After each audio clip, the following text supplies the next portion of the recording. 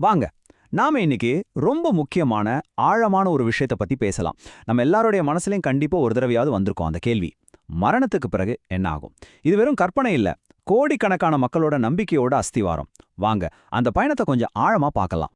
நம்ம ஒவ்வொரு நாளும் காலையில எழுந்ததுல இருந்து வேலை, குடும்பம், காசு, பணம்னு எது எதுக்கோ பின்னாடி ஓடிட்டே இருக்கோம் இல்லையா? இந்த வேகமான ஓட்டத்துல ரொம்ப முக்கியமான, தவிர்க்கவே முடியாத ஒரு உண்மைய நம்ம சில நேரம் மறந்துடுறோம். ஆனா இந்த பரபரப்புக்கு நடுவுல என்னைக்காவது ஒரு நிமிஷம் நின்னு இந்த ஓட்டம்லாம் எதுக்கு, நான் செத்துட்டா என்ன ஆகும் அப்படிங்கிற பெரிய கேள்விய நமக்கு நாமே கேட்டு பார்த்திருக்கோமா? இது இறைவனோட வாக்குறுதி. ஏழை, பணக்காரன், பலசாலி, பலவீனமானவன்னு எந்த வித்தியாசமும் இல்ல. பிறந்த ஒவ்வொரு உயிருக்கும் மரணம் என்பது நிச்சயமான ஒன்று. இதிலிருந்து யாருமே தப்பிக்க முடியாது. அந்த நாளை ஒரு நிமிஷம் கண்ணை மூடி யோசிச்சு பாருங்க. ஒரு நாள் வரும், அன்னைக்கு நீங்க எந்த அசைவும் இல்லாம படுத்திருப்பீங்க. உங்களை சுத்தி உங்க அன்பானவங்க இருந்தாலும் நீங்க ஒரு தனி உலகத்துல இருப்பீங்க. அதுதான் இந்த உலகத்துல உங்களுடைய கடைசி நாள். உங்க கண்ணு மெதுவா மூடிக்கும். உங்க உடம்புல ஒரு சின்ன அசைவு கூட இருக்காது. உங்களை நேசிச்ச உங்க குடும்பம் கதறி அழும். ஆனா உங்க கண்ணீரை துடைக்கவோ, அவங்களுக்கு ஆறுதல் சொல்லவோ உங்க வாயிலிருந்து ஒரு வார்த்தை கூட வராது. அது ஒரு முழுமையான கையறு நிலை. அந்த கடைசி நொடியில உங்க வாழ்க்கை மொத்தமும் ஒரு சினிமா மாதிரி கண்ண முன்னாடி ஓடும். அப்போ உங்க ஆன்மா அல்லாஹ் கிட்ட கெஞ்சும், யா அல்லாஹ், நான் திருந்தி வாழ, நல்ல காரியம் செய்ய இன்னும் ஒரே ஒரு சான்ஸ், இன்னும் கொஞ்ச நேரம் கொடுப்பியா அப்படின்னு கேட்கும். ஆனா அந்த வாய்ப்பு கிடைக்காது. உங்க உடலை மண்ணறையில வச்சுட்டு உங்களை ரொம்ப நேசிச்சவங்க கூட கனத்த இதயத்தோட வீட்டுக்கு திரும்பி போயிடுவாங்க. அதுக்கப்புறம் அந்த இருட்டுல, அந்த அமைதியில நீங்க மட்டும்தான் தனியா இருப்பீங்க. அந்த தனிமையில 2 மலக்குகள், அதாவது வானவர்கள் விசாரணைக்காக வருவாங்க. அவங்க கேட்க போற கேள்வி இந்த வாழ்க்கையோட ரொம்ப ரொம்ப முக்கியமான 2 கேள்வி. உன்னை படைச்ச உன் இறைவன் யார்? உனக்கு வழிகாட்ட வந்த உன் நபி யார்? இப்போ நம்ம கிட்ட கேட்டா டக்குன்னு பதில் சொல்லிருவோம். ஆனா அந்த இருண்ட கல்லறையில நம்ம வாயால பதில் சொல்ல முடியாது.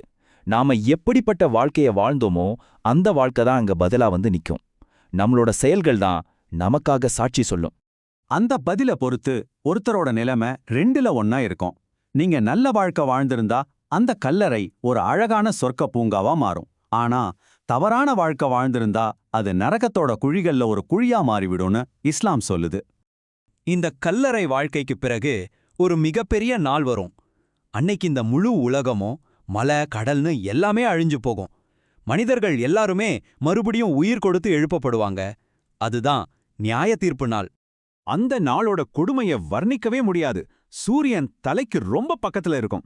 மக்கள் அவங்க செஞ்ச செயல்களுக்கு ஏத்த மாதிரி அவங்களோட வியர்வையிலே மூழ்குவாங்க. சிலருக்கு முழங்கால் வரைக்கும், சிலருக்கு கழுத்து வரைக்கும், இன்னும் சிலரோ முழுமையா வியர்வையில மூழ்கி தத்தளிப்பாங்க.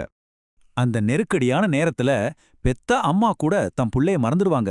ஒவ்வொருத்தரும் நஃப்சி நஃப்சி அப்படின்னு கத்துவாங்க. அதுக்கு அர்த்தம் ஏன் ஆன்மா, ஏன் ஆன்மா, அதாவது என்ன காப்பாத்துங்க, ஏன் நிலைமை என்ன ஆகுமோன்னு அவங்கள பத்தி மட்டும்தான் கவலைப்படுவாங்க. அந்த பயங்கரமான நாள்ல நம்மளோட பட்டம், பதவி, சொத்து, அழகுன்னு எதுவுமே நம்மளுக்கு உதவாது. இந்த உலகத்துல நம்ம வாழ்ந்தப்ப செஞ்ச நல்ல செயல்கள் மட்டும்தான் நம்மளோட ஒரே பாதுகாவலனா இருக்கும். இதுதான் இஸ்லாத்தோட மைய கருத்து. இப்ப கொஞ்சம் நம்மள பத்தியே சிந்திப்போம். இன்னைக்கு நாம நண்பர்களோட சிரிச்சு சந்தோஷமா இருக்கோம்.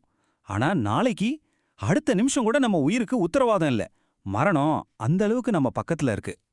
இன்னைக்கு யாருமே பார்க்கலன்னு நாம தப்பு செய்யலாம். ஆனா நாளைக்கு நாம செஞ்ச ஒவ்வொரு சின்ன செயலுக்கும் அந்த இறைவன் முன்னாடி பதில் சொல்லியே ஆகணும். அந்த பொறுப்புணர்வு நமக்கு வேணும். ஆனா பாருங்க, இவ்ளோ எச்சரிக்கைகளுக்கு பிறகும் கருணையாளனான இறைவன் நம்ம மேல எவ்ளோ கருணை வச்சிருக்கான்னா, அவன் இன்னைக்கும் நம்மள கூப்பிட்டுட்டே இருக்கான். நீ எவ்ளோ பெரிய பாவம் செஞ்சிருந்தாலும் மனசு திருந்தி என் பக்கம் திரும்பி வா, நான் உன்னை மன்னிக்க தயாரா இருக்கேன் அப்படின்னு நம்மள அழைக்கிறான். அதனால நம்ம கைகளை ஏந்தி நம்ம உள்ளம் உருக அந்த கருணையாளன் கிட்டயே பிரார்த்தனை செய்வோம். யா அல்லாஹ், எங்க பாவங்களை எல்லாம் மன்னிச்சிடு. எங்களுக்கு ஒரு நல்ல முடிவுத்தா. எங்க கபரை ரொம்ப நிம்மதியான, சுகமான இடமா ஆக்கிடு. அந்த மறுமை நாள்ல எங்களை காப்பாத்து. கடைசியா உன்னுடைய மேலான சொர்க்கத்துல, ஜன்னத்துல் ஃபிர்தௌஸ்ல எங்களையும் சேர்த்துக்கோ. ஆமீன்.